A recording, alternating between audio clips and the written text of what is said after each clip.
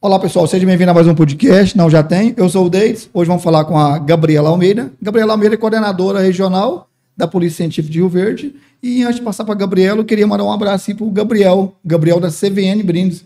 Gabriel é um patrocinador da gente, tá dando umas lapidadas, a gente cobrando da gente, a gente divulgar um pouquinho o negócio dele, né? Gabriel do CVN Brindes é o cara que faz essas canecas personalizadas. E, Gabrielzão, esse episódio, viu, vai para você novamente, viu? Obrigado, Gabriel, pelo patrocínio aí, pelo apoio aí com a gente aí. E doutora Gabriela Almeida, seja bem-vindo, viu? A casa é nossa. Muito obrigada pelo convite, eu fico muito lisonjeada, de verdade. Eu nunca participei de um podcast, então esse é meu primeiro. Entrevistas, assim, tem muito tempo que eu já participei, mas estou bem feliz de estar aqui. Obrigado, viu? A gente, o doutor Gabriel, que agradece por ter aceitado o convite da gente, e a gente vai tentar conhecer um pouco dessa área da Polícia Civil Científica e tentar mostrar para a sociedade um pouco do conhecimento e da informação, né, que essa área tem a trazer em prol da sociedade. Doutora Gabriela, deixa a gente conhecer um pouco sobre você. Gabriela Almeida, de Rio Verde, natural da onde, doutora? Eu sou natural daqui de Rio Verde mesmo. Meus pais são daqui, eu sou filha do Lázaro José de Almeida, conhecido como Lazão. Minha mãe é a Kênia, trabalha no Instituto de Assistência a Menores, ela é assistente social.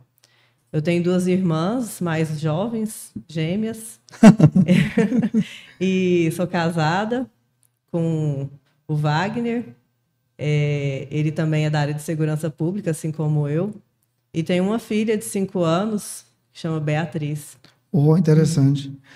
O Wagner, ele deve estar assistindo a gente, né? Manda um oi para ele. Então tá bom. Oi, Wagner, tudo bom? Estou aqui. Espero que você goste do nosso podcast, tá bom? E compartilhe aí com seus colegas. Doutora, deixa a gente tentar entender um pouquinho. Da onde surgiu esse amor, essa paixão pela área aí da polícia científica, né? Que acaba entrando um pouco pelo lado do militarismo, né? Resumindo, polícia científica não deixa de ser uma polícia, né? Pode dizer, o próprio nome já fala, né? Sim. Eu, na verdade, interessei por essa área desde quando eu já estava na faculdade. Eu entrei na faculdade em 2004 e me formei em 2008, então tem um tempinho já. Eu fiz faculdade de farmácia na UFG e no último ano, faltando mais ou menos um ano para eu me formar, um dos meus professores falou a respeito da área da carreira, né, de perito criminal. Eu me interessei muito e desde então eu comecei a pesquisar, estudar, me preparar. Eu até prestei concurso da Polícia Civil do DF para perito criminal. E sempre minha mãe me perguntava, o que você realmente quer? E aí isso me tocou bastante e eu pensava comigo mesma e até falei para ela, externalizei, meu sonho é ser perita criminal aqui em Goiás e aqui em Rio Verde. Porque toda a minha família é daqui, eu sou daqui, então, assim, eu sou uma rioverdense, abobrense nata. Fanática mesmo. Fanática, eu tenho amor por essa cidade, eu tenho orgulho. E desde então, eu comecei, assim, desde essa época eu já estava me preparando. E quando saiu o concurso daqui, que foi em 2010, eu fiz a prova. E a prova foi um atropelo, vou te dizer assim, para ser bem sincera. Foi uma etapa atrás da outra e foram várias etapas e assim, desde então que eu entrei, eu sou apaixonada nessa área e realmente eu acho que caiu como uma luva assim para mim. Da onde surgiu esse amor, Gabriela, pela corporação, pela polícia científica? Da onde surgiu? Você inspirou da onde aí? Esse amor, assim, algum parente? Na verdade, o meu pai, ele admirava muito a área da polícia. E quando eu prestei o concurso, eu acho que ele foi o mais apaixonado. Tanto que quando eu entrei, foi muito engraçado.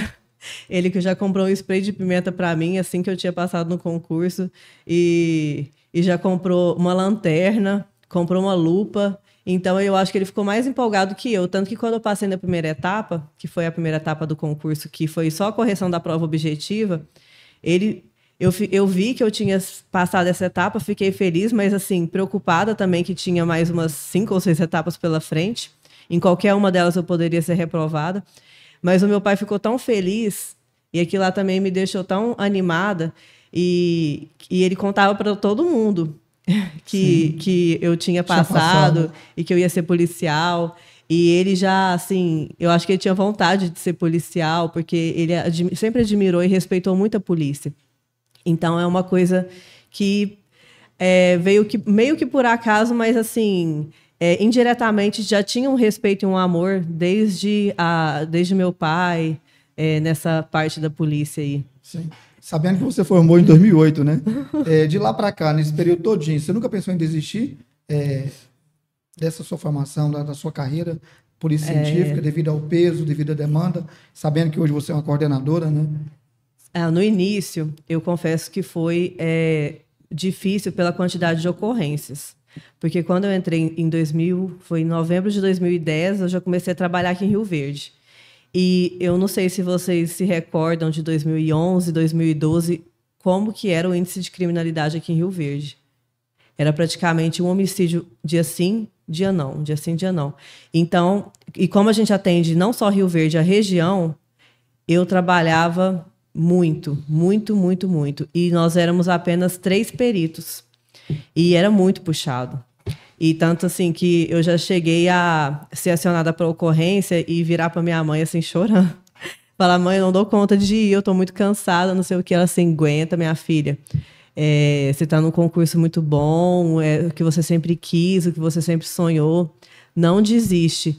E mesmo doente eu ia, mesmo passando mal.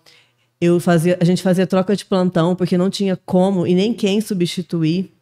Então, às vezes, se eu estava doente, eu tinha que fazer uma troca de plantão com um colega. E até mesmo por respeito à instituição, eu acho que eu fazia isso também, por amor.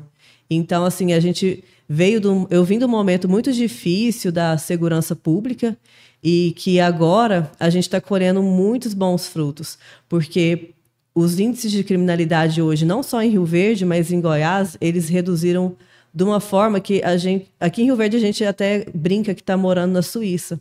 O tanto que o índice de criminalidade aqui reduziu. Reduziu bastante. Sim, homicídios aqui nem se fala. De mais de 100 homicídios no ano, a gente está tendo praticamente só 30 no ano. E como que é para fazer esse controle? Sabendo que Rio Verde é uma cidade, né? Uma cidade bem próxima, né? Que aí vem com esse crescimento muito rápido relacionado à construção civil, grãos, né? Que é o forte da região. Como que é esse peso? Eu acho que eu não sei nem como que eu te pergunto, né? Como que é esse peso para vocês manter a cidade igual ela está vindo, né? Como que é aí para você fazer esse controle, você fazer essa gestão, que essa criminalidade ela vem reduzindo da forma que está vindo, igual você mencionou? Sim, hoje o controle ele tem sido feito graças à integração de todas as forças de segurança, porque antigamente era cada força por si. Desde alguns anos atrás, cerca de 5 anos atrás, todas as forças de segurança de Rio Verde se uniram, Polícia Militar, Polícia Científica, Polícia Civil, Corpo de Bombeiros, AMT, a GCM agora recém-criada. Então, a partir da integração de todas as forças, foi possível reduzir os índices de criminalidade e agora a gente conseguir manter. Então, nós somos agora nós temos uma força de segurança muito integrada e, inclusive, Rio Verde tem sido espelho para todo o estado e para todo o país, essa integração. E tem sido copiado esse modelo de segurança pública, tem sido copiado não só por Goiás, por outras cidades, mas no país inteiro. Entendi. Voltando um pouquinho lá atrás, Gabriela, referente à formação, como que é hoje para um jovem fazer, eu não diria fazer, né? Como que é hoje para um jovem buscar uma carreira dessa? Qual que é o nível de idade? Como funciona o sistema de ensino, né? Qual que é a faculdade específica? Porque falando sobre polícia científica, acaba sendo uma coisa um pouco meio novo, né? Acaba sendo uma área nova, né? Apesar que não é novo, né? Mas para essa nova geração aí, você diria o quê? Como que é o processo para a pessoa chegar esse perfil que você chegou hoje? Sim. Para entrar na Polícia Técnico Científica, precisa prestar o concurso público. Aí, o concurso público, inclusive, está em andamento, o concurso da Polícia Técnico-Científica. Já tivemos a prova de auxiliar de autópsia, vamos ter a prova de perito criminal e ainda vai sair o edital de médico legista. Sim. Na Polícia Científica, atualmente, nós somos 3 cargos do Estado, né? A Polícia Técnico-Científica ela é uma polícia vinculada diretamente ao Estado. Então, nós respondemos diretamente ao secretário de Segurança Pública. Então, os cargos que nós temos são auxiliar de autópsia, perito criminal e médico legista. Para poder entrar na Polícia Técnico-Científica, tem que prestar o concurso. No cargo de auxiliar de autópsia, ele ainda é um curso, assim, ele ainda é um cargo que é nível fundamental, mas isso está prestes a mudar. Conversas aí de bastidores que vai haver mudanças, né? Vão haver mudanças muito boas para o cargo de auxiliar de autópsia. O cargo de auxiliar de autópsia hoje, em média, ele começa com um salário base de R$6.000 e poucos. Claro que tem os descontos, né? Certo. Mas é um salário muito sim, assim, mas resumindo, desejado. Por não exigir algum curso superior, é um salário bem avançado, né? Sim. Justamente. O cargo de perito criminal já exige uma formação superior. Certo. Tem que ler o edital. Dependendo do edital, ele vai especificar quais são os cursos que serão aceitos. Na minha época, quando eu fiz em 2010, um tempinho. Logo aí. Não exigia. Não delimitava assim quais são os cursos superiores, ele não restringia. Hoje já tem um rol lá pré-determinado de cursos que são aceitos para poder fazer a prova de perito criminal. E sobre idade, Gabriela? Idade acima de 18 anos. 18 anos. Sim. Mesmo para o polícia científico, eu estava vendo lá o edital, parece que acima de 21, né? Ou não? Não, na verdade a pessoa como ela tem que ser formada, aí então assim, 18 anos, a pessoa já não vai ter ainda. Não vai ter ainda um curso superior, né? Eu formei muito jovem. Meu curso durou 5 anos. Se tivesse durado 4 anos, eu teria me formado com 21, mas eu me formei com 22. Então, assim, eu sou uma exceção, na verdade, eu considero, né? Que eu entrei bastante jovem na Polícia Científica. Eu tinha 24 anos quando eu entrei. 24 anos. 24 anos. Eu tô na Polícia Científica já tem 13 anos. Em setembro vão fazer 13 anos. Resumindo, é uma jovem ainda na área.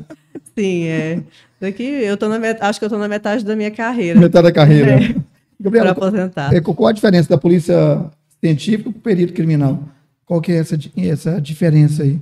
Não falando em curso, mas assim, na carreira mesmo, no dia a dia. Você fala assim, o perito criminal, ele é um cargo dentro da polícia científica. Então, nós temos a polícia científica e nós temos o auxiliar de autópsia, o perito criminal e o médico legista. O médico legista, para fazer o concurso de médico legista, tem que ser médico. Tem que ter graduação em medicina. Então, é basicamente isso hoje. Para ser auxiliar de autópsia, nível fundamental, perito criminal tem que ter graduação em alguns dos cursos que estão lá especificados no edital. E para ser médico legista, tem que ser médico. Então, resumindo, a carreira dentro da Polícia Científica é essa. Entendi. Como que você vê hoje a sua equipe? Você vê uma equipe que realmente dá conta do recado, de acordo com a demanda, igual você mencionou, né? Minha equipe é maravilhosa. Maravilhosa. Sim, não tem nada a reclamar. Quantas cidades que vocês atendem hoje? Hoje nós estamos atendendo 7 cidades. 7 cidades. Uhum. Estão com quantas pessoas no efetivo? São 33 pessoas no efetivo. 33. Uhum. Aqui em Rio Verde são? Aqui em Rio Verde são 33, porque nós temos médicos legistas, auxiliares de autópsia e peritos criminais. Então, assim, hoje, nós precisamos, né? Nós temos, assim, a intenção de sempre crescer. Nós precisamos fechar melhor o quadro de médicos legistas ainda. Então, assim, nós temos vagas aqui, bastante vagas aqui para Rio Verde, em específico. Para auxiliar de autópsia, o quadro está praticamente quase que fechado. Eu acredito que nesse concurso vai ser preenchido mais uma vaga, né? Vai ter mais uma vaga para cá. Para perito criminal, como eles têm a intenção de começar a fazer uma descentralização dos exames, porque aqui nós fazemos basicamente exames de locais de crime. Perícia de local de crime. Então, os peritos, nós temos praticamente duas divisões. Os peritos que atendem a rua, os que vão para a rua, e os peritos que fazem a perícia interna. Como Rio Verde é um núcleo considerado de médio porte, porque primeiro é Goiânia, que é a capital, e tem alguns núcleos de grande porte, que é Aparecida, Anápolis, Lusiânia. Eles são os de grande porte. Rio Verde já é um de médio porte. Os demais são considerados de pequeno porte. Então, o volume aqui, ele é considerável.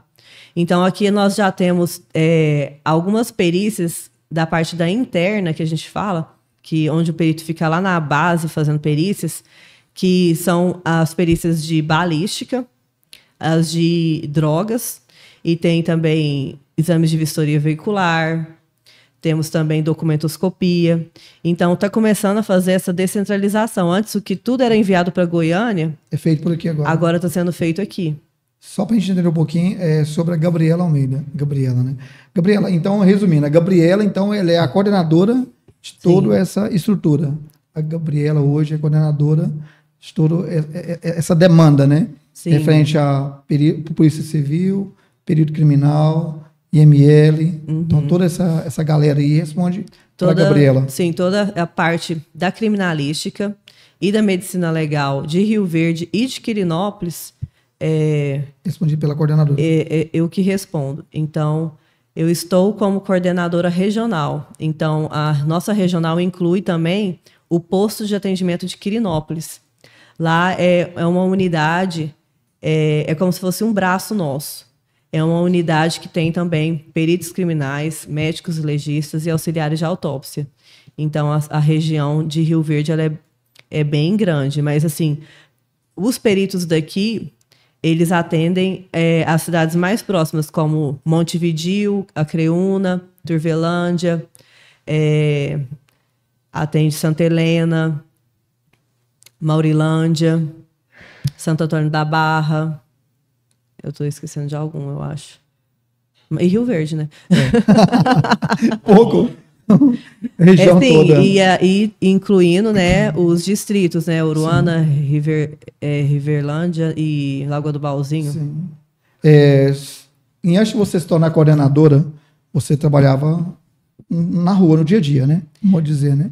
Sim. Ou não, você já prestou concurso? Não. Então, teve todo um processo, teve toda uma jornada por aí. É necessário conhecer um pouco da realidade da rua para você ser um coordenador. Porque não adianta jogar você na coordenação se você não conhece o trabalho do dia a dia que é feito pelos demais profissionais, né? Sim, quando eu entrei, eu já fui trabalhar como perita lá de local de crime. Entendi. Então, o meu primeiro caso, inclusive, foi 10 da manhã, no primeiro dia, um homicídio, eu nunca esqueço, lá no bairro Popular. E a gente fica muito ansioso, assim, no início, eu ficava muito ansiosa.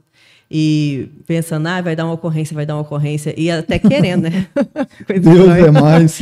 E aí, depois que começou, eu já ficava pedindo assim, nossa, eu já quero que diminua um pouco, né? Esse ritmo tá alucinante, esse ritmo aqui de Rio Verde.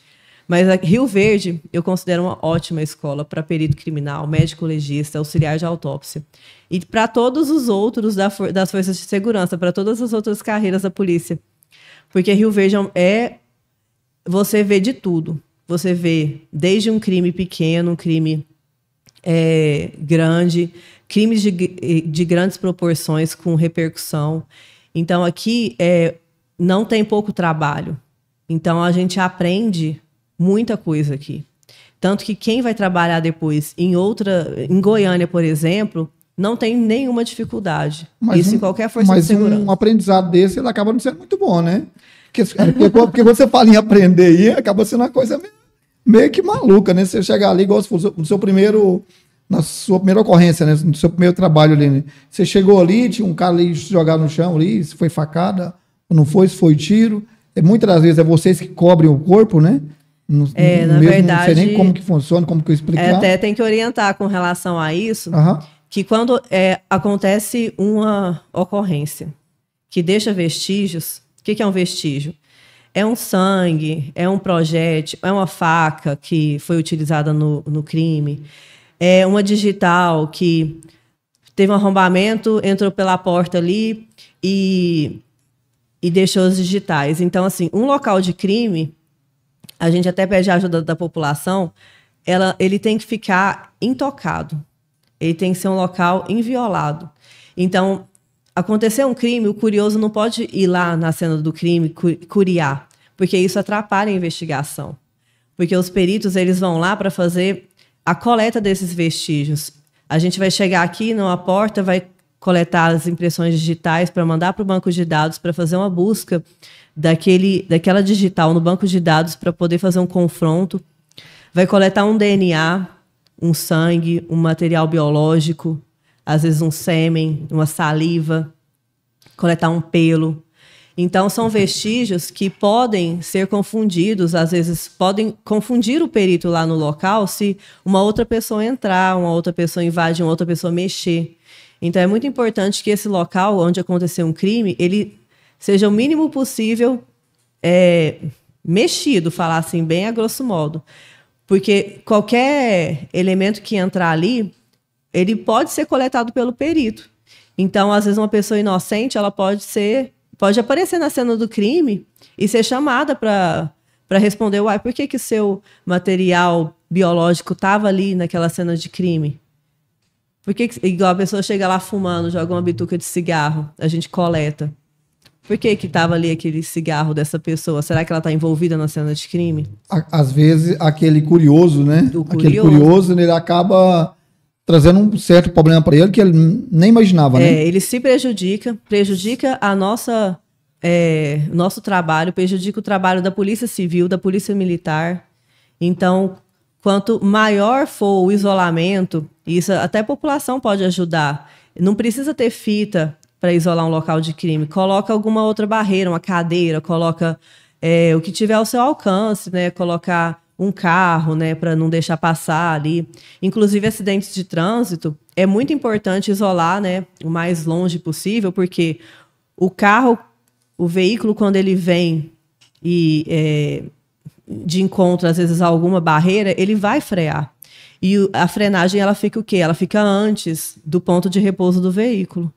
Então, é muito importante, assim, isolar e deixar, né, a gente coletar essa marca de frenagem, coletar os vestígios que estão antes do ponto de repouso dos veículos e da vítima que está lá no local, se for um atropelamento, se for, às vezes, um motociclista, né, que colidiu com o veículo. Então, vai ter vestígios antes, em volta da cena do crime. Não é só lá naquele localzinho, aquele triângulo que às vezes é feito assim. O povo acha que é só aquela região ali que vai ser periciada. Mas quanto mais isolar o local, melhor é para o trabalho da equipe da polícia no todo. Então, isso é muito importante, essa conscientização. Quando você formou ali, você já imaginava que você iria mexer com cadáveres, no modo de dizer, né? Sim. Isso já se passava pela cabeça. E como que é para você lidar, sabendo que você é mulher, né? Não em respeito às mulheres, que a gente vê que esse mundo feminino ele vem crescendo muito rápido, mas para você ser mulher, como que é você lidar ali na sua folga, no seu descanso, sabendo que você teve que ali ver um corpo no chão, uma criança, um adolescente? Sim. Como que você consegue... Sei lá, eu vou falar por mim que não gosto de ver pessoas mortas. Como que é essa frieza aí no dia a dia? Eu não sei se a palavra certa seria uma frieza, né? Mas acredito que sim, né? Que você tem que ser bem profissional para estar ali vendo ali alguém alvejado com arma de fogo, um acidente, ou até mesmo a tiro, sei lá, a faca, a arma branca. Como que você consegue se controlar, o seu emocional ali? Quando eu entrei, eu sabia que eu ia me deparar com cenas de crime, com cadáveres, com sangue, com cenas violentas. Então, eu já tinha essa noção, porque a primeira coisa que a gente deve fazer quando vai prestar um concurso, ou entrar em qualquer carreira, entrar em qualquer profissão, é importante que a gente pesquise a respeito dela. Entendi. Então, eu pesquisei, porque senão você vai ter uma frustração muito grande. Às vezes, você não conhecer o todo, acontece. Mas você não conhecer o mínimo, aí o prejuízo é muito maior para você. A perca de tempo ali do profissional estudando uma coisa e quando chega no final ali... Nós temos muito isso. Nós temos muitas pessoas que entram na carreira de perito criminal, auxiliar de autópsia principalmente, que não tem noção do trabalho.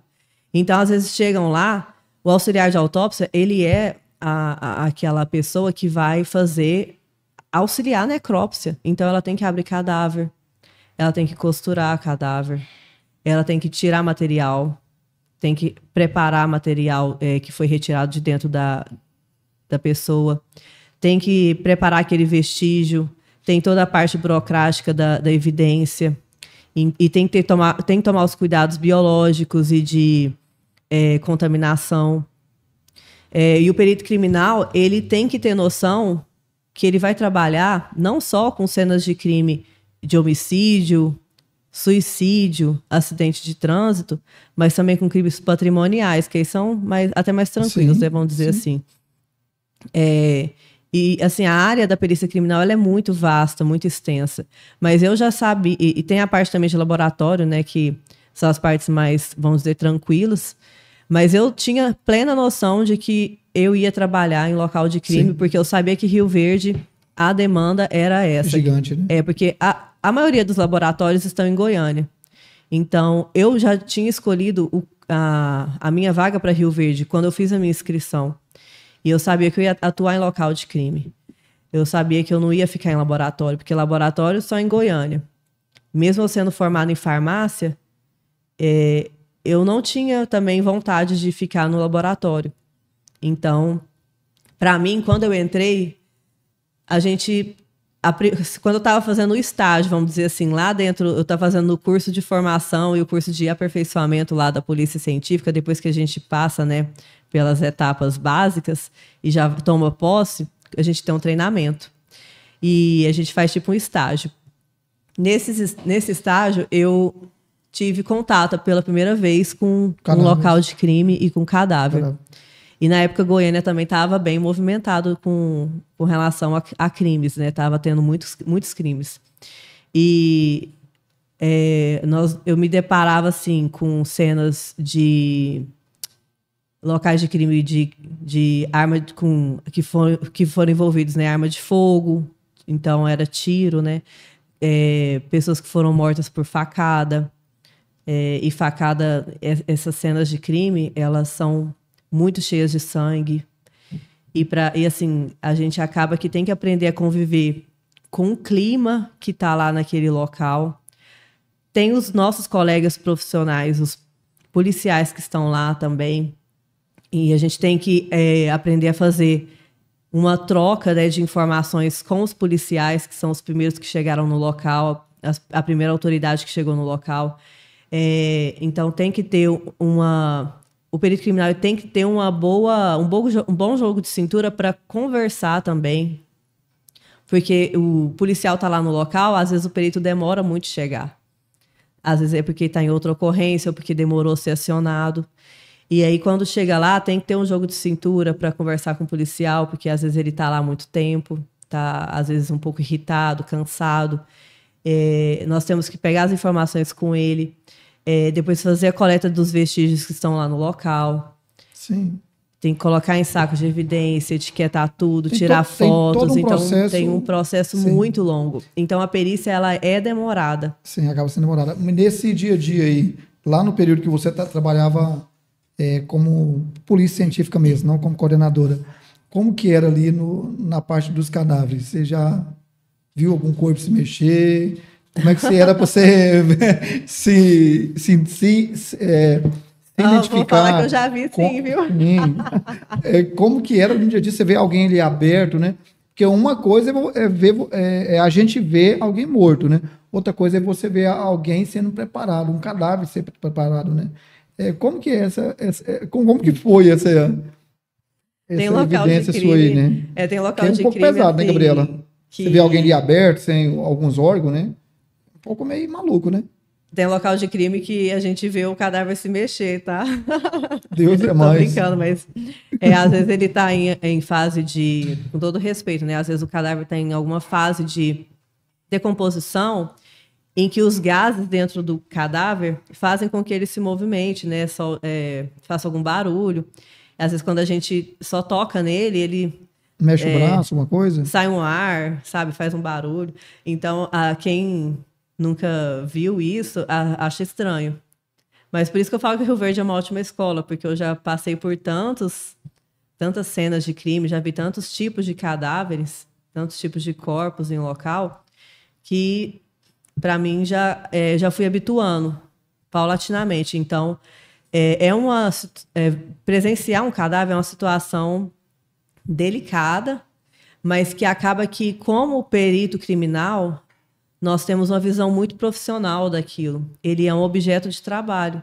Então, eu tenho que estar totalmente concentrada no meu trabalho para não deixar passar nenhum vestígio, nenhuma evidência. Então, a gente fica muito concentrado lá com o histórico, como que foi a dinâmica dos fatos, que é isso que a gente precisa colocar no laudo, porque depois que a gente faz uma perícia de local de crime, nós vamos ter que escrever um laudo. E essa é a parte mais importante do trabalho pericial. Sim. Porque é isso que a gente vai juntar tudo que a gente viu lá e colocar no papel. E esse papel, esse documento, ele vai ser inserido no inquérito e depois encaminhado para o Judiciário, Ministério Público e Judiciário. E voltando para a parte do cadáver, desculpa te cortando, antes que eu esqueço, nunca aconteceu no seu período todinho, dali as outras forças se dá a pessoa como morto, né, como falecido, e quando chega no instituto, essa pessoa está em vida ainda? Não, nunca aconteceu. Alguns sinais de morte são bastante evidentes. Então, até hoje, nesses 13 anos de carreira, eu nem fiquei sabendo de cadáver que chegou lá com vida. Nunca. Geralmente, quando eles acionam a polícia técnico-científica, a morte foi violenta, mesmo que seja uma morte a esclarecer, que não tem muito sinal de violência, já tem vários sinais bem claros de morte, que são sinais de hipóstase. O corpo ele fica frio mesmo, a pupila não se mexe, começa a fazer livor cadavérico, sabe? O sangue ele começa a descer. Então, a posição, se você estiver deitado em decúbito dorsal, o sangue começa a descer para as costas. Então, começa a ficar uma coloração diferenciada ali. O cadáver também começa a entrar em rigidez cadavérica. Ele fica duro. E também tem a formação dos livores, né, que são essas hipóstases, né? Então, tem muitos sinais que a gente consegue perceber. Além de que, dependendo da cena de crime, a quantidade de sangue ali, você vê que é impossível a pessoa estar viva. A quantidade de perfurações, o jeito também que a pessoa foi... Sim, mas perdeu a vida, às vezes foi, né, esgorjada, degolada. Mas isso é constatado pela polícia científica. Pela polícia científica. O bombeiro e o SAMU, eles são os primeiros a constatar a morte. Certo. Aí, a partir de então, eles acionam a polícia civil. Esse é o fluxo. Aconteceu um fato. Eles acionam o quê? O bombeiro, polícia militar e SAMU. Constatou uma morte violenta. O que é morte violenta? É uma morte que foi decorrente de homicídio, suicídio ou acidental. Acidente pode ser de trânsito, pode ser de trabalho e pode ser um acidente que a pessoa mesmo se matou sem querer, né? Aí nós, os peritos criminais, vamos lá no local para fazer esse diagnóstico diferencial de morte. Qual desses 3 tipos de morte que foi homicida, foi acidente, foi suicida? Então, se é uma morte natural, a pessoa estava lá, já debilitada, adoecida, ou o coração parou, foi uma morte súbita, isso aí não é uma morte violenta, isso é uma morte natural. Aí, no caso, vocês nem entram, né? A gente não entra. Qualquer pessoa está sujeita a isso. Mas se foi uma morte que foi, às vezes, decorrente de uma queda, isso é um acidente. Aí a polícia científica já entra. Inclusive, quando a pessoa é socorrida e levada para o hospital, se ela falece no hospital, o IML tem que ir lá buscar. a gente fala assim, buscar, né? Mas tem que ir lá fazer a remoção do corpo no hospital para poder fazer uma perícia nesse corpo, que é a parte da medicina legal. Ele vai fazer uma perícia no corpo para ver se realmente a pessoa morreu de acidente, de homicídio ou de suicídio. Então, voltando àquele assunto que a gente acabou pulando, da parte de eu ser mulher e estar na polícia, eu digo que não é uma tarefa fácil. Mulher, eu já percebi várias vezes que nós somos vistas de forma diferente. Isso tem mudado, graças a Deus, graças às políticas públicas, né? Mas, assim, eu entendo que a mulher também, biologicamente, ela é diferente do homem. Então, nós temos algumas situações na nossa vida. A mulher tem TPM, a mulher tem que cuidar da casa, quem é casada, né? Dá atenção para o marido, tem que cuidar dos filhos. Dá atenção para o marido, cuidar dos filhos. Sim. Então, tudo isso são situações que já, por si só, já tornam a vida da mulher diferente. E biologicamente nós somos diferentes. Sim. Eu quis mencionar, doutora Gabriela, foi referente um pouquinho sobre por quê. Porque por você ser uma mulher tão jovem, uma mulher com todo respeito, tão bonita, como que é ali no dia a dia, né, para você lidar com diversas outras áreas, né? Você não recebe um certo tipo de cantada, um certo tipo de piada, né? Porque hoje em dia a gente vê que esse lado ainda aí, ele acaba sendo um pouco meio mal visto, né? Porque quando chega uma coordenadora ali, o cara ali são muito machistas, né? É muito raro, inclusive, ter mulher na gestão. Na gestão, né? Das forças de segurança. E a galera, com certo respeito, realmente ela respeita mesmo. Ela, assim, no dia a dia, não recebe nenhuma cantada, uma piada, uma coisa meio que distorcida para alguns achar que fica muito machismo ali. No início, eu percebi isso mais evidente. Era muito mais evidente. Às vezes, porque eu era mais jovem, eles me tiravam meu crédito por eu ser uma menina, praticamente, porque eu era muito jovem quando eu entrei. Então, eles acreditavam que eu não conseguiria fazer perícia, que eu não conseguiria atender aquela ocorrência, mas acaba que com o tempo fui mostrando que eu era capaz. E é uma construção diária, é uma construção que leva tempo, que leva muito sofrimento às vezes. Não foi fácil, eu confesso que já tiveram situações que eu percebi que por eu ser mulher, jovem, eu fui vítima de algumas situações. Já foi assediada no local de trabalho, Gabriela? Não mencionando nomes, com todo respeito. Cantadas, assim... Acaba acontecendo demais, porque você se envolve com profissionais de toda a região, né? Não só daqui de Rio Verde, né? Sim, igual você mencionou, que né? A gente...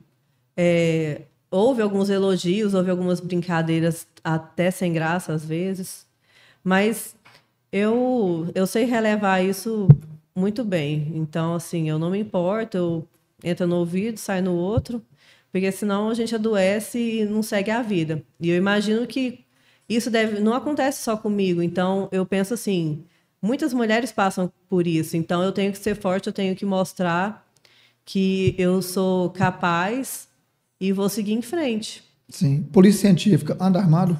Sim. Sim. Polícia científica tem poder de dar voz de prisão, se realmente for necessário? Sim, qualquer cidadão, inclusive, tem. Qualquer cidadão. De dar voz de prisão. Só que aí são outros 500, né? Sim, outras coisas, né? Se eu tiver voz de prisão na rua, aí você... dá licença, menino. Se tiver de frente com um crime, vamos falar assim, você tá lá, vê uma pessoa cometendo um crime, você pode prender, qualquer cidadão pode prender. Ó, galera, não vai sair essa meninada na rua aí dando voz de prisão para todo mundo, viu? Mas tem que tomar muito cuidado, porque o criminoso, ele tá ali, ele não tem nada a perder. Certo. Então, até para nós que somos policiais, é muito arriscado. O próprio policial que não tem a rotina de fazer abordagem, de fazer prisão, não é muito assim aconselhado ele fazer isso sozinho ou com uma equipe que não esteja, né, familiarizada com esse tipo de situação. Sim, sim. Qual foi a ocorrência que mais te marcou, Gabriela? Foram várias, viu? A ocorrência aí que mais te marcou. As que mais me marcaram foram de suicídio. Suicídio. O suicídio, ele tem um clima muito pesado. É um inconformismo com com a família, que a família fica, né, com aquela situação de não poder ter ajudado a pessoa, às vezes de não ter entendido ela, e a pessoa ter chegado ao ponto de dar cabo à própria vida. Então, eu percebo que é um clima muito triste, é um clima pesado, sobrecarregado. Eu já saí muito... a gente sai triste desse tipo de ocorrência, porque e são situações que não envolvem só pessoas de uma certa idade ou certo grupo social ou certo gênero, não. Atinge desde pessoas jovens até idosas. O suicídio de você acha mais... Femininos, masculinos, mais marcante qualquer mesmo. tipo de... qualquer tipo de... Não interessa se a pessoa é pobre, rica. O suicídio, ele é muito... Para mim, ele é o mais triste de todos. Sim. Para você que lida no dia a dia com esse tipo de crime, com o cadáver e tudo, se eu te perguntasse aqui, para você definir a palavra suicídio, você conseguiria definir? O que leva a pessoa a tirar a própria vida? O que leva a pessoa a tirar a própria vida às vezes é a falta de conhecimento de que ela pode buscar uma ajuda. Ela pode ir atrás de uma ajuda profissional.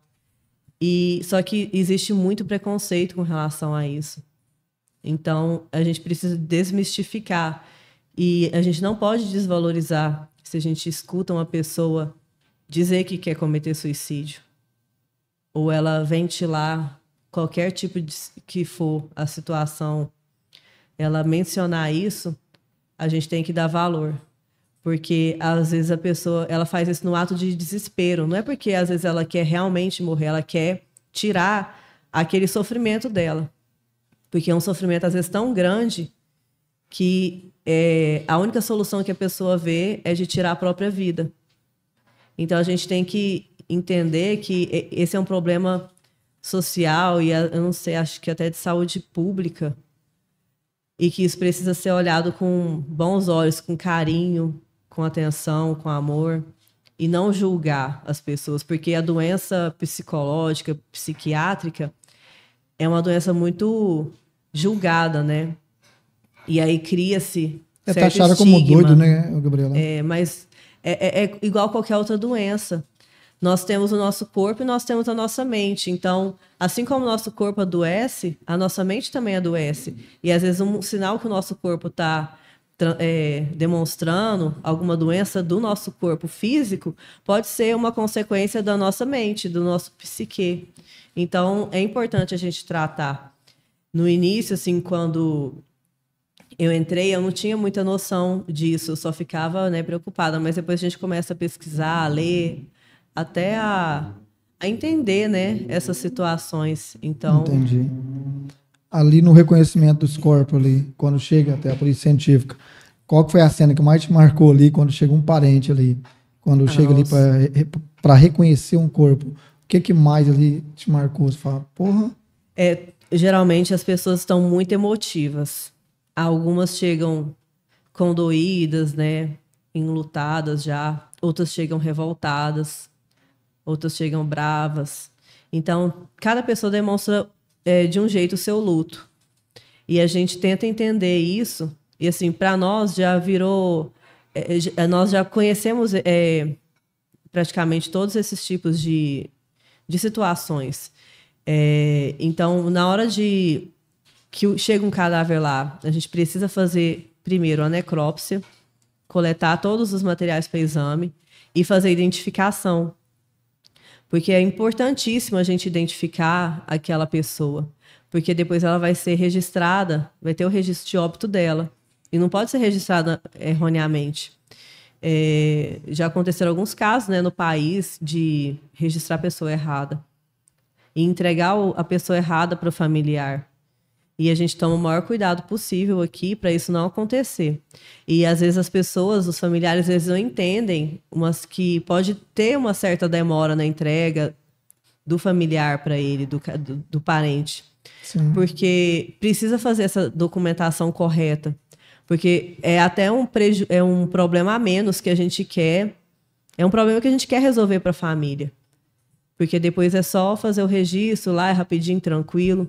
Já era. A gente tenta agilizar tudo o máximo possível, porque assim a gente ainda tem uns intervalos de tempo que estamos sem médicos e às vezes tem que aguardar um pouco até o médico lá de plantão, mas quando a gente vê que o tempo vai ser muito grande, a gente leva para outra unidade. Então, a gente faz de tudo para ser o mais rápido possível. Sim. E até eu chamo alguns médicos e os meus colegas, eles são muito compreensivos, graças a Deus. Eles são muito humanos, os médicos legistas aqui, que quando tem um lapso temporal muito grande, eu chamo um médico, ele vem, atende, faz a liberação daquele corpo, porque a gente sabe que é um momento muito triste para a família.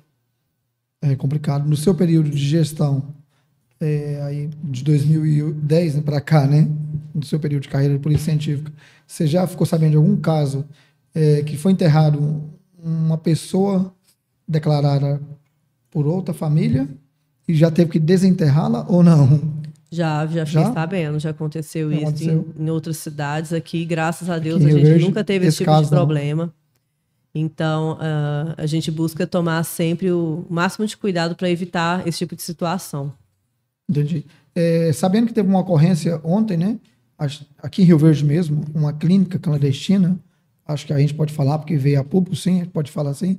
E o porquê que a polícia científica ela teve ali no local, né? Sendo que não teve morte nem nada. Até que ponto a polícia científica ela atua em prol da sociedade? A polícia científica ela esteve presente porque todo local que deixa vestígio, o perito criminal ele tem que comparecer para fazer a coleta desse vestígio, para poder materializar o crime, materializar o vestígio dentro daquela cena de crime. Então, ele foi nessa casa de recuperação para poder fazer fotos, coletar algum vestígio, às vezes se encontra, no caso, encontraram armas, né? Sim. Tem que fazer, a gente chama de amarrar, tem que amarrar onde que estava essa arma. Amarrar é pontuar onde ela estava certinho no espaço e no tempo, vamos dizer assim. Entendi. Aí às vezes tem que fazer um croquis. Então, é muito grande o trabalho da polícia científica. Então, todo local de crime que tiver vestígio, o perito criminal ele vai estar lá. Entendi. Uma outra matéria também, que eu fiquei um pouco meio revoltado, às vezes a gente fica meio que se perguntando, né, o porquê disso, né? Referente àquela matéria que teve também em Rio Verde, de uma paciente, de uma moça de Santa Helena, uma jovem, que foi abusada sexualmente de um profissional da área da saúde. Não vamos falar nome nem nada, mas vamos tentar mostrar um pouquinho por você ser mulher, por isso estou tirando nesse ponto. Uhum. Como que é para você ser coordenadora da polícia científica ali, pegar um caso desse, né? Como é que é para sua gestão ali, pegar um caso desse, sabendo que foi uma mulher que foi violentada ali no ato de desespero, né? A pessoa está ali dopada, não vai saber de nada, né? É triste isso, né? Eu acho, assim, que essas situações, elas são, infelizmente, muito comuns no nosso meio, mas a polícia científica, ela está ali para poder fazer a coleta do vestígio nessa vítima. Então, a vítima, após o acontecimento, ela é encaminhada para medicina legal. O médico legista ele vai fazer uma anamnese dela, vai fazer um exame de corpo de delito e vai depois emitir um laudo, vai coletar os vestígios que tiver. Uhum. Às vezes, se tiver algum sêmen, se tiver algum lugar que a pessoa mordeu, lambeu, tocou, tudo isso vai ser coletado e enviado para o laboratório de DNA e biologia, lá em Goiânia. E vai ser feito o exame para poder fazer o confronto com o autor. Então, é muito importante que todas as vítimas que sofreram abuso, que foram violentadas, qualquer idade que for, qualquer gênero, que passe pelo exame médico legal. O primeiro passo, né, é comunicar à Polícia Civil. A Polícia Civil, de imediato, já providencia a requisição para fazer esse exame. Depois de feita a requisição, o médico vai atender de pronto essa vítima. Entendi. Uma coisa também interessante, porque uma coisa que às vezes a gente fica muito se martelando, é o seguinte, né? Se fosse eu, Gabriela, que estivesse numa situação daquela e não tivesse a informação que você tem, não tivesse a carreira que você tem, como que você se via ali naquele momento? A vítima, ela tá num momento muito fragilizada, né? Então, assim, eu acho que se, no caso, me colocando no lugar da vítima, a primeira coisa que a gente quer, que a vítima quer, é ser atendida o mais rápido possível. E ser atendida bem e ter o respeito, principalmente de quem está fazendo o primeiro atendimento.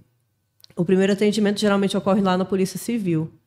Então, assim, o acolhimento, ele é muito importante. É por isso que hoje tem a Delegacia da Mulher. Porque uma mulher, ela é mais sensível a essas questões. Porque homem não sofre cantada, abuso na rua como a mulher sofre. O homem não sabe o que é estar passando na rua e ficar ouvindo assovio, ficar ouvindo essas cantadas que a gente fala de pedreiro, né? Sim. Passando na porta de uma obra. Sim. Que é muito constrangedor, de verdade. A gente fica muito constrangida. E gera uma certa revolta no momento que a gente recebe esse tipo de assédio, cantada. E mulher também, de certa forma, em qualquer lugar, ela corre o risco de ser assediada, de ser uma vítima de abuso sexual. Porque aqui no Brasil eu vejo que não tem muito respeito e a cultura de que se o homem ele tem uma relação sexual com uma mulher ou até beija uma mulher que seja embriagada, ele está cometendo ali um crime. E muitas das vezes o que a gente percebe é que os homens não têm nem essa noção, e nem as mulheres. Então, se acontece uma situação dessa de acontecer esse tipo de abuso, o certo era a pessoa ir na delegacia, né, a vítima, ir na delegacia e ser recebida. Ah, não, você estava bêbada, você estava lá na festa, abusaram de você, porque você se colocou em vulnerabilidade. Eles, às vezes, acabam colocando a culpa na vítima. Na vítima. E isso nunca deve acontecer. A vítima, ela é vítima. Às vezes, ela não tinha aquele conhecimento. Ou, às vezes, aconteceu, vamos supor, um acidente de terem colocado algo na bebida dela. E acontece de verdade. Meu marido, ele conta para mim um episódio que ele presenciou de que viu um rapaz colocando um comprimido no copo de uma moça. Então, assim, se não tem uma amiga que vê e não tem um grupo de apoio ali para levar essa pessoa embora, o rapaz, ele possivelmente vai abusar dela. Né, vou dizer, né? Porque ele vai ficar de olho ali. E, assim, eu já vi vídeos na internet, né? Eu não sei se você já chegou a ver. Sim, sim. Esses que põem assim. Eu já vi de uma mulher que chegou a ver, a amiga viu e jogou o copo fora. Então, isso acontece. A gente acha que não acontece, mas acontece. E eu fico muito preocupada hoje como mãe. Porque eu fico pensando assim, nossa, o que será que pode acontecer, né, com ela? A gente fica preocupado porque acontece isso com pessoas de qualquer classe social, acontece até com homens. Como que não vai acontecer com a mulher, né? Já sonhou, Gabriela, em alguma cena de algum dos crimes que você presenciou? Já se veio, ali você está dormindo ali no seu descanso, já se veio ali um filme ali na cabeça ali? Sim. Desse cadáver ali? E como que eu foi? sou uma pessoa que sonha demais. Eu acho que toda noite eu tenho sonhos, então... Sonhos ou pesadelos? Sonhos ou pesadelos? E pesadelos, dependendo do tipo de sonho, vira um pesadelo. Vira um pesadelo. Mas eu já sonhei, sim, com cenas de crime, já sonhei com trabalho demais. Cadáver vindo atrás de você, pedindo para voltar para a vida? Eu já sonhei com cadáver lá no local de crime. Agora ele indo atrás de mim assim, não. Mas Deus assim, é mais, né? eu já sonhei preocupada com o trabalho. Tem que resolver isso, tem que fazer tal coisa. Deu ocorrência, eu sonhava que tinha dado ocorrências, que eu estava... Esse tipo de situação, que eu estava vendo um cadáver. Nesse período seu todinho aí, de cadáver e tudo, você acha que existe vida após a morte? Te apertei, né? Porque isso é uma coisa muito... Eu quero te fazer essa pergunta porque você mexe 24 horas praticamente com cadáveres, né? Com pessoas mortas, tudo, modo dizer. Você, ali no dia a dia, nunca se passou um filme desse na cabeça, não? Eu fico pensando muito assim, se a vida acaba aqui, pela minha religião, eu sou evangélica, presbiteriana, a gente acredita, né, que tem, né, o céu, que a gente vai morar, né, junto com Deus. E isso me intriga muito, porque eu fico pensando assim, gente, essa pessoa que morreu aqui de uma forma acidental foi tão rápida, né? Será que deu tempo dela se arrepender dos pecados? Porque o acidente ele é muito rápido. Igual eu fico pensando, né, nos suicídios. Nossa, será que Deus vai perdoar essa pessoa? Será que ela pediu perdão antes disso? Um homicídio, né? Às vezes envolveu numa briga de bar, numa briga por causa de dinheiro ali, acabou matando o outro. Ou até crimes mesmo de execução. Fico pensando, essa violência toda, né? A humanidade tão violenta. Será que essas pessoas vão ter o quê, né, após a morte? Complicado, né? Fico me indagando. Até comigo mesmo eu fico pensando, às vezes. Será que eu vou merecer um pedacinho no céu? A vida é muito passageira, né? A vida é um sopro. Muito A gente não passageira, sabe né? que dia que a gente vai. A gente até tem um trocadilho lá que a gente fala, basta estar vivo para morrer. Deus é mais. E você consegue separar, Gabriela, do dia a dia, toda a sua atividade com a rotina de casa, sabendo que você tem criança em casa, como que é ali para você fazer uma refeição ali, como que é você fazer um bife ali, né? Sabendo que você estava presenciando ali um cadáver, sei lá, eu vou falar por mim, eu não daria conta, né? Bom, a parte, assim, quando aconteceu de eu ficar sem vontade de comer carne, foi quando eu estava na faculdade. Na faculdade de farmácia, a gente teve aula de anatomia. E aí eu fiquei, acho que uma semana, assim, olhando quando eu ia comer carne, olhando assim e meio que repunando.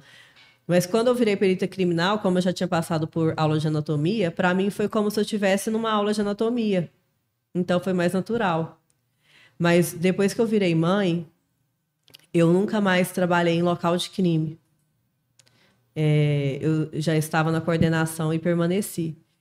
E eu já me deparei com bebês, inclusive na época tinha a mesma idade da minha, quando ela era bebê lá no IML, criança.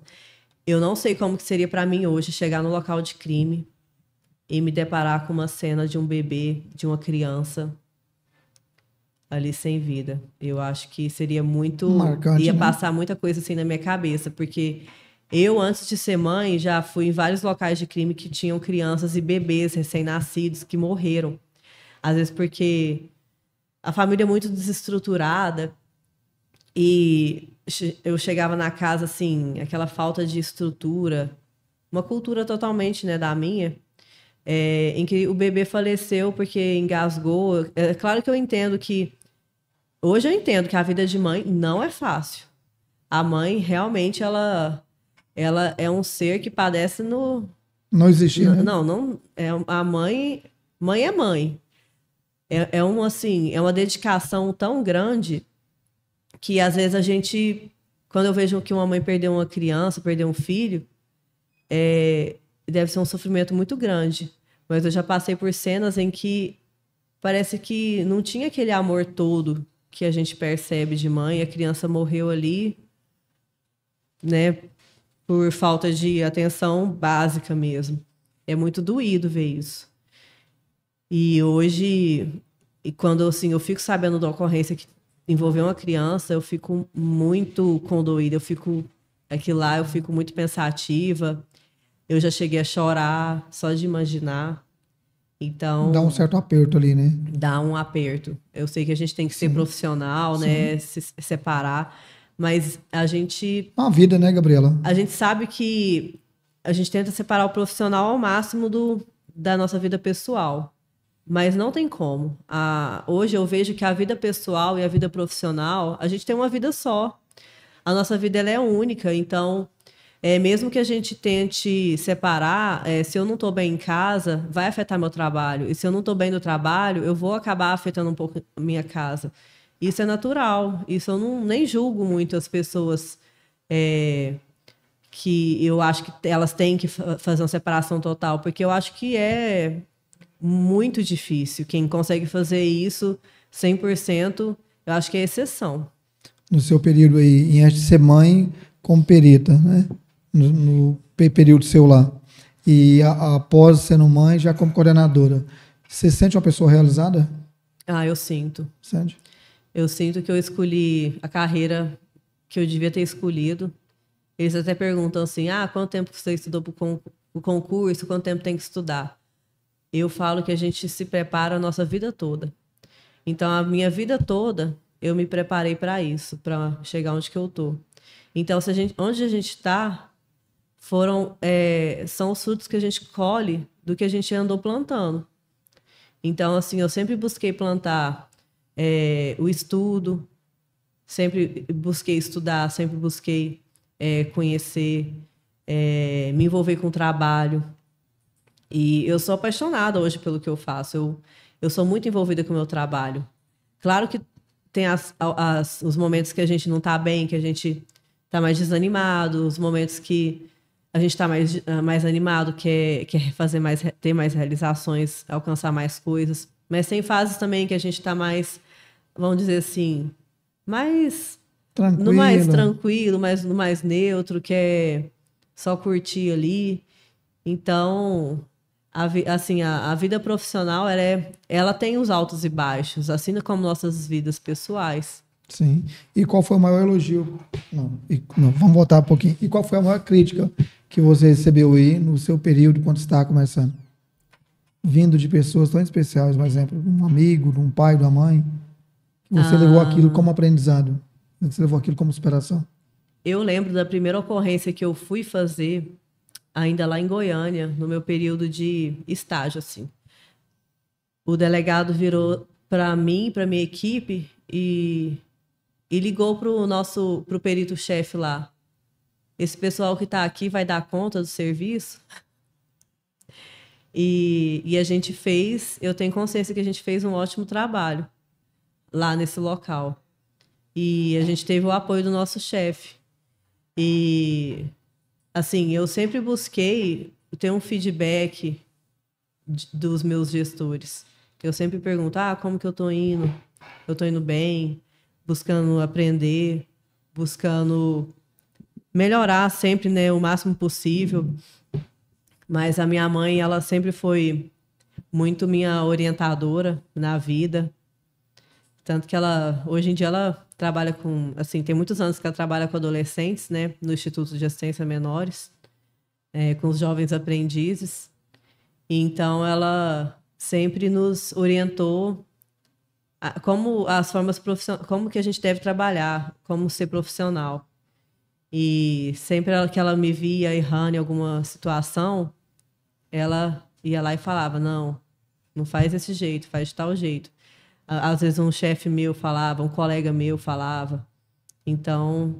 Você sempre buscou esse tipo de feedback? Eu acho que é muito importante o feedback. Acho que é uma coisa que te motivou, te deu energia, foi você sempre enxergar os pontos que você deveria melhorar ali no dia a dia. E hoje eu troco uma ideia com meu marido, eu sempre chego com uma demanda assim para ele.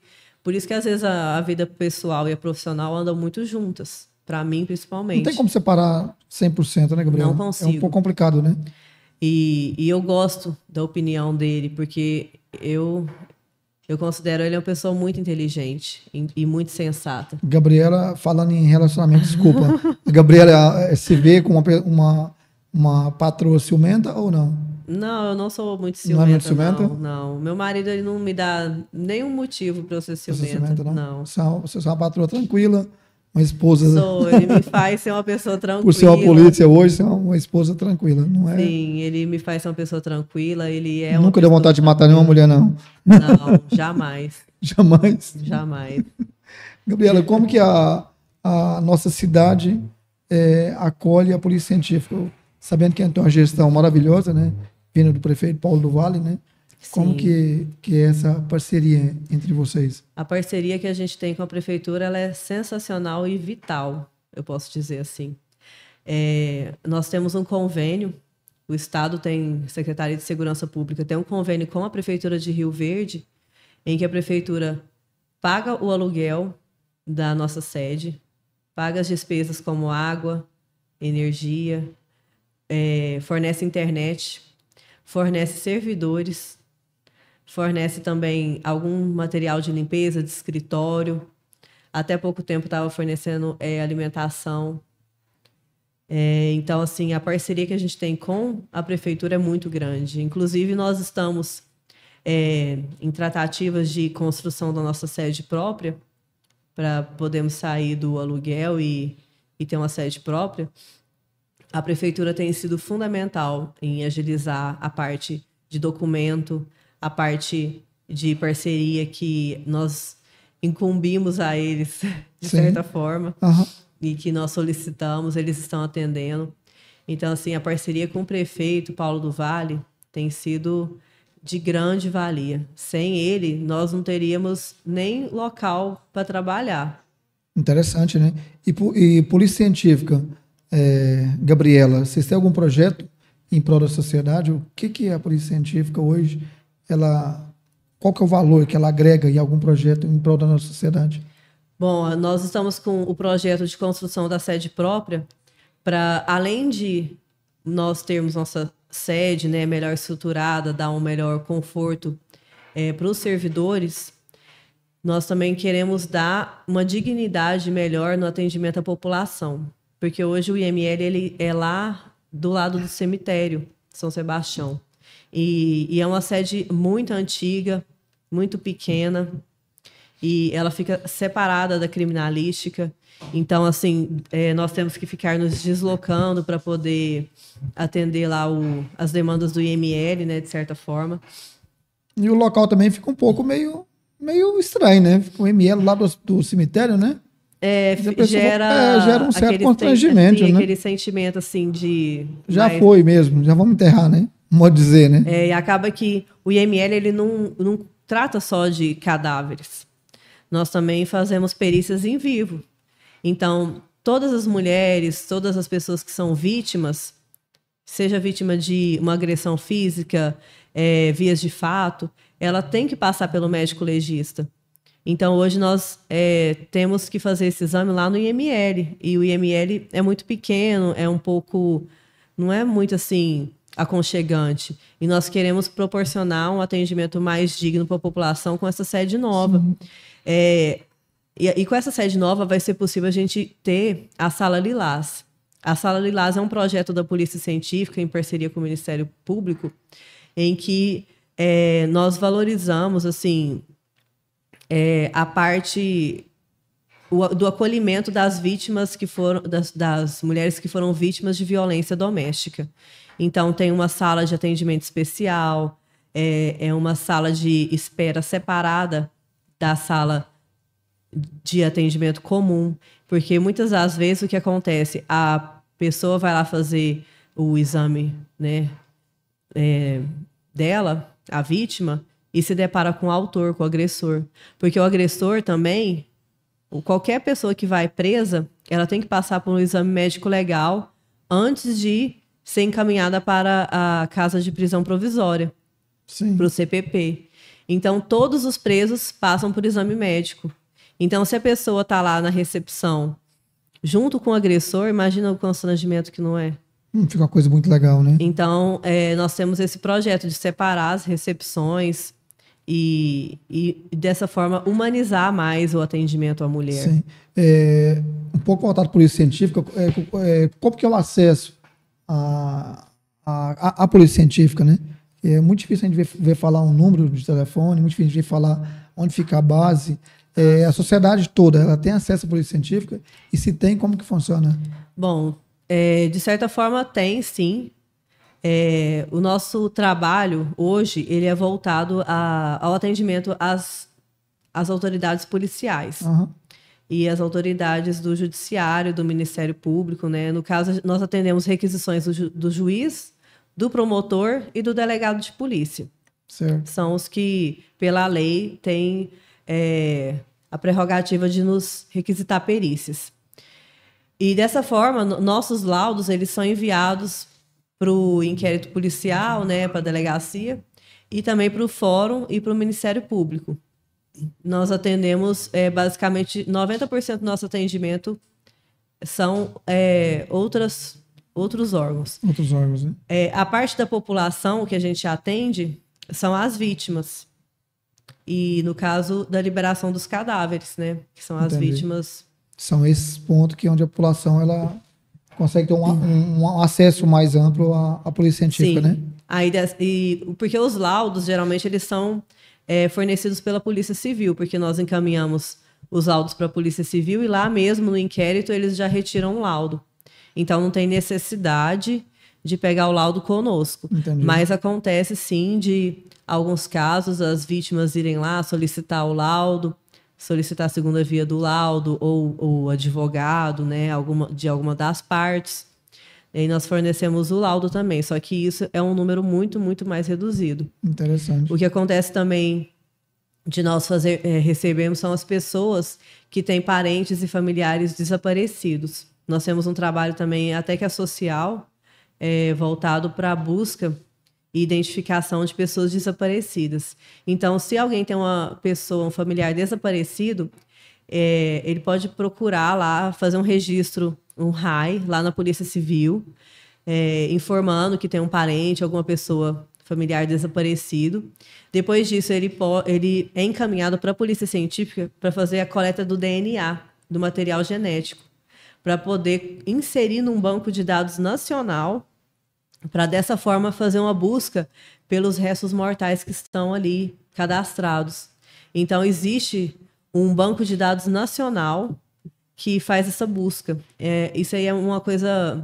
É algo muito novo e muito interessante, que é um serviço que a Polícia Científica oferece. E ajuda muito a sociedade, Ajuda né? muito a sociedade. Então, nós começamos há alguns anos a fazer inserção maciça de pessoas que têm parentes desaparecidos, de colocar o material genético deles. Por exemplo, se tem uma pessoa desaparecida, o familiar pode, inclusive, levar uma escova de dente, levar uma camiseta que a pessoa estava usando por último, pode levar um barbeador, aqueles presto-barba, às vezes um travesseiro que tenha os bulbos do cabelo, né? A raiz do cabelo. E isso aí que a pessoa dormia. Isso aí ajuda muito. Porque aí, além de coletar o material que era da própria vítima, a gente também vai fazer a coleta de algum parente de primeiro grau. Às vezes, um irmão, um pai, uma mãe, um filho. Então, quanto mais gente a gente conseguir fazer essa coleta, melhor vai ser para conseguir encontrar esse parente desaparecido, caso ele tenha dado entrada em algum IML. Sem essa informação, impossível, né? Sim, fica inviável. Inviável. Você mencionou que você é uma pessoa realizada na sua carreira, que você se sente uma pessoa grande, forte. Deixa uma mensagem para essa câmera, para essas pessoas que começam com seus sonhos e qualquer tempestade, elas abandonam o barco. Deixa uma mensagem para essa galera aí, para tentar inspirar um pouco nesse profissionalismo da Gabriela hoje. Bom, para você que está aí começando a sua carreira, ou que tem o sonho de começar uma outra carreira, eu indico a você, nunca desista dos seus sonhos. Coloque uma meta na sua vida e que seja uma meta grande, uma meta que você vai ter ela como foco e referência na sua vida toda, para você nunca se desviar dela. Então, coloca a sua meta lá, faz o seu planejamento, e mesmo que você se desvie, você não vai se perder. Porque eu falo que a reta para o sucesso, a caminhada para o sucesso, ela é uma reta, mas ela é uma reta que ela faz ela sobe caindo, né? É como se fosse uma reta, mas que alguma hora você vai oscilar. Você vai cair um pouco, depois você vai ver assim, não, estou fora da minha meta. E volta a dar um gás. Então, você tem que ter uma meta grande, um sonho. Primeira coisa é ter um sonho, e depois ter uma meta. E colocar esse sonho como meta. Que você não vai se perder no meio do caminho. Então, dessa forma, assim como eu fiz de ter esse sonho de ser uma perita criminal, eu coloquei isso como uma meta na minha vida. Primeiro eu sonhei, pensei, nossa, deixa eu pesquisar se é isso mesmo que eu quero, pesquisei. Falei, nossa, bacana isso aqui, é isso que eu quero. E não só para o cargo de perito criminal, qualquer área que você almeja aí na sua vida, tenha seu sonho.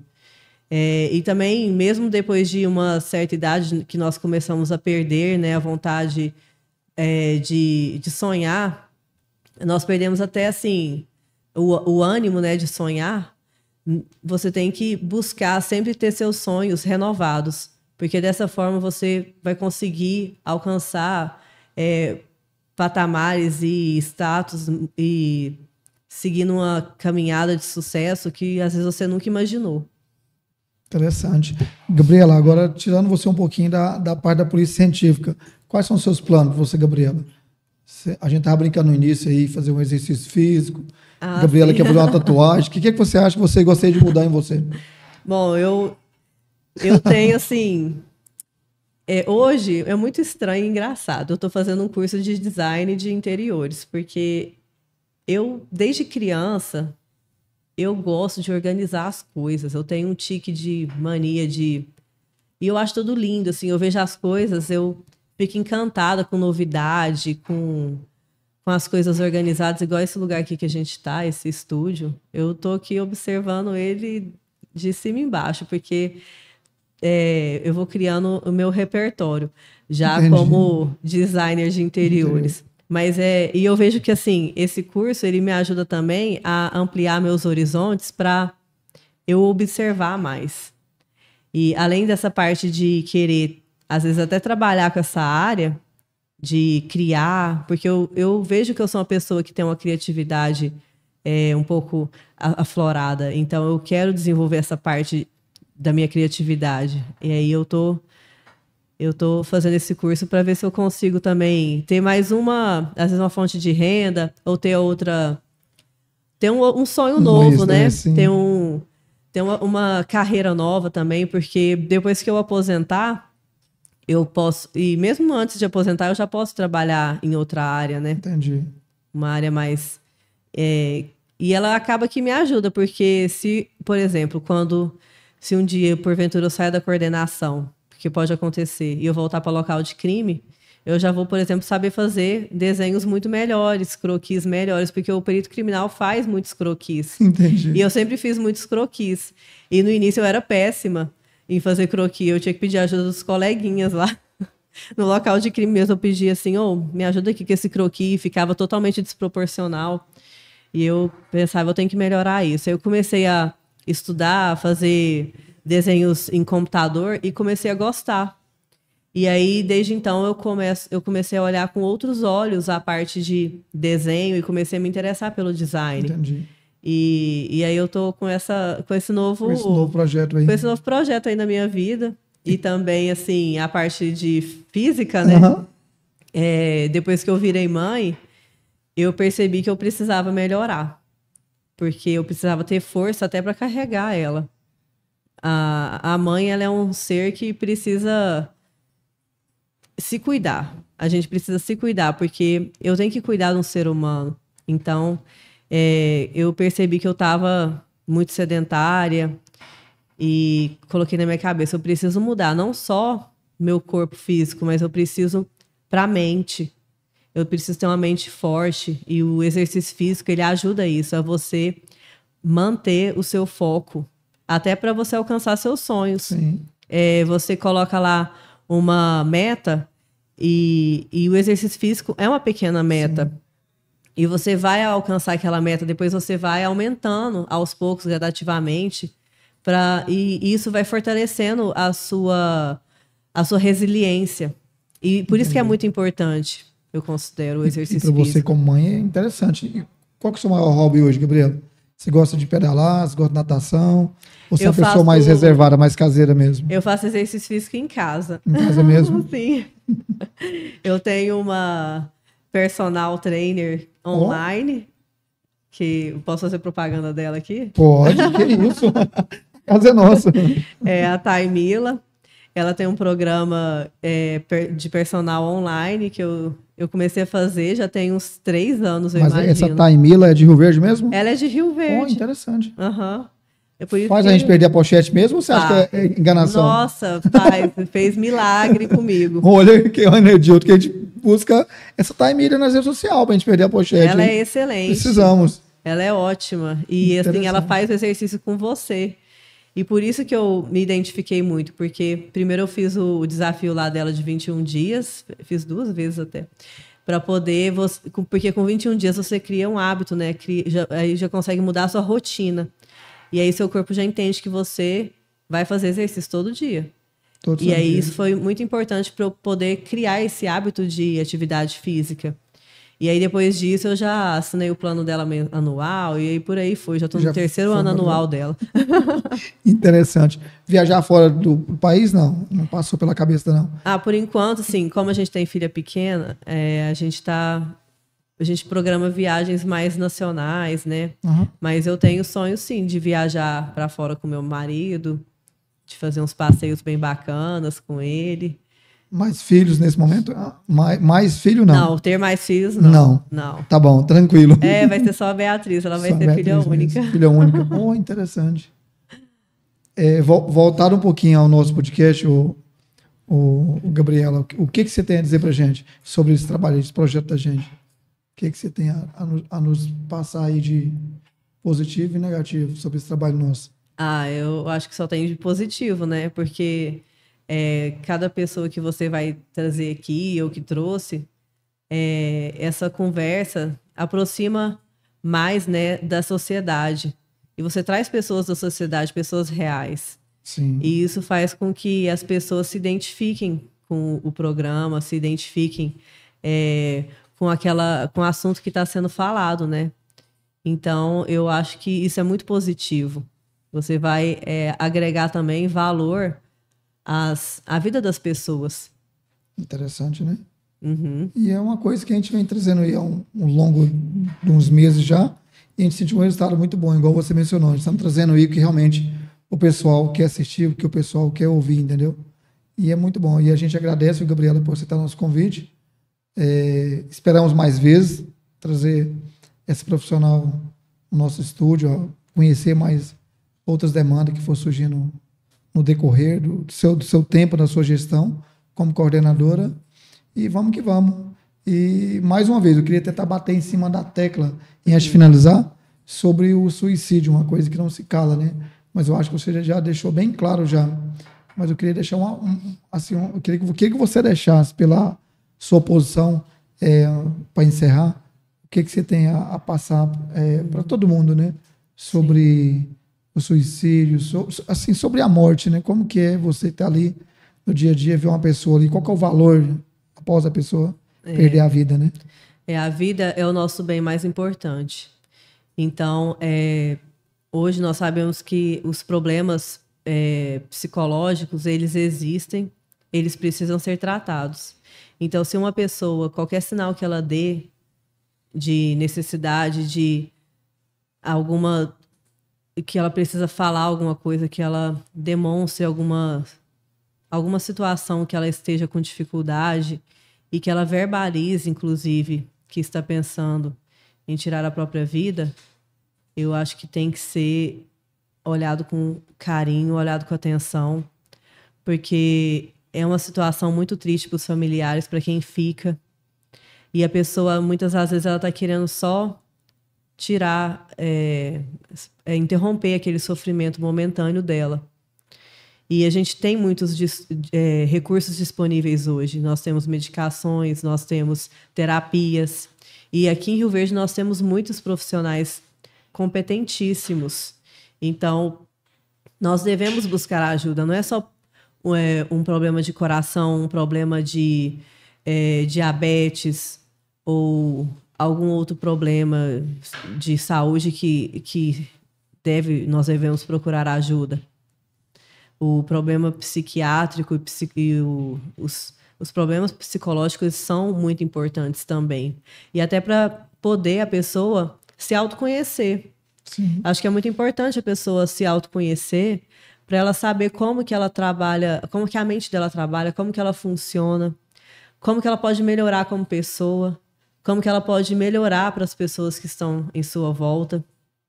Porque ajuda até ela a atingir os objetivos dela, ajuda ela a criar os novos sonhos. Então, tudo isso é muito importante, a gente cuidar da nossa parte física, né, que é o nosso corpo, praticando atividade física, uma boa alimentação, cuidar da nossa parte psicológica, fazendo alguma terapia, buscando ajuda, tendo bons relacionamentos, bons grupos de convívio social e também a parte espiritual.